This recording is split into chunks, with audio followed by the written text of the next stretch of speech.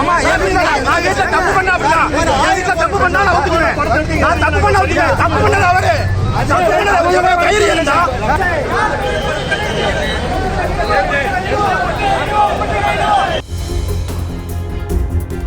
எதுக்காண்டி முற்றுகை? ஒரு திரைப்படம் எடுத்திருக்காங்க. அது ஈழ மக்களையும் ஈழ புலிகளையும் ஈழ போராளிகளையும் கொச்சப்படுத்தி எடுத்திருக்கேன் ஒரு மலையாளத்துக்காரன்.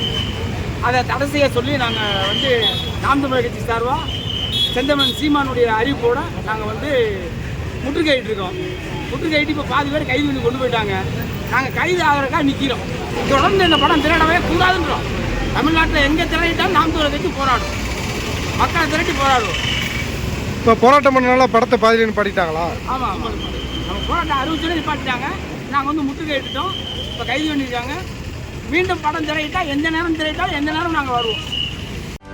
செய்திகளை உடனுக்குடனும் துல்லியமாகவும் தெரிந்து கொள்ள சப்ஸ்கிரைப் பண்ணுங்க.